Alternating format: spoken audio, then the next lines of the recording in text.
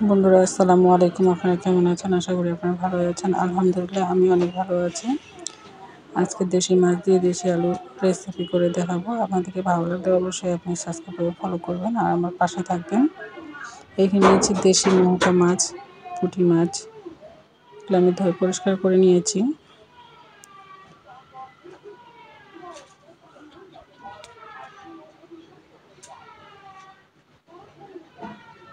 আর একটা কড়াই নিয়েছি। এই কড়াইয়ের মধ্যে আমি দিয়েছি পেঁয়াজ, থেতো করা পেঁয়াজ, দিয়েছি কাঁচামরিচ থেতো করা, জিরা বাটা,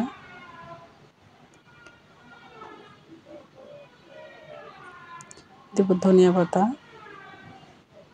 দেব দেশি আলু,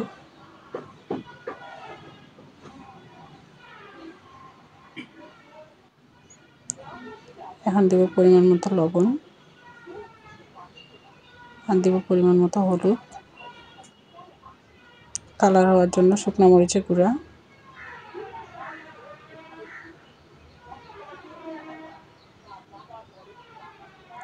আর দিব সাদা তেল।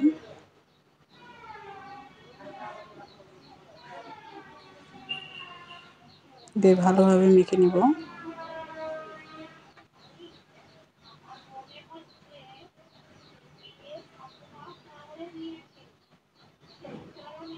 সবগুলো একত্রে মেখে নিতে হবে।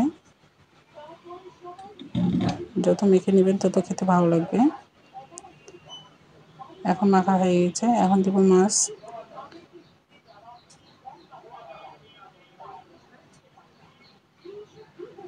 মাছ দিয়ে সব মাছ একসাথে মেখে নিব। আর মাছের সাইজগুলো বড় বড় ছিল।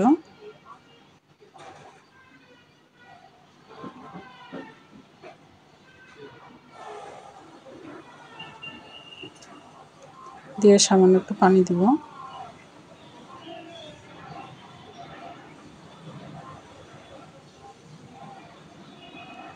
চুলায় আগুন দিয়েছি। দিয়ে কড়াইটা বসিয়ে দিব। দিয়ে ঢাকা দিয়ে দিলাম।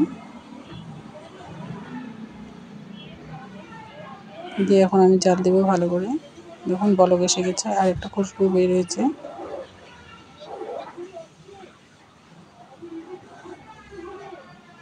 একটু নেড়েচেড়ে দিয়ে দিলাম। দিয়ে ঢাকা দিব আরও। আবার কিছুক্ষণ পরে উঠালাম। আবার একটু নেড়েচেড়ে দিচ্ছি। দেখুন পানিটা টেনে এসেছে।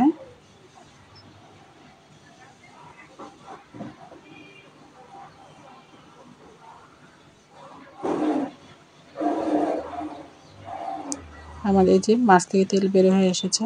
মনে করবেন যে হয়ে গেছে শেষের দিকে। আর একটু পুরা পুরা ভাব করে নিতে হবে। যে আমার দেশি গুঁড়া মাছের চচ্চড়ি আমি পরিবেশন করে নিলাম। বন্ধুরা আপনারা এভাবে অবশ্যই রান্না করবেন। কেমন হয়েছে আমাদেরকে কমেন্টের মাধ্যমে জানাবেন। আসসালামু আলাইকুম। ভালো থাকবেন সবাই।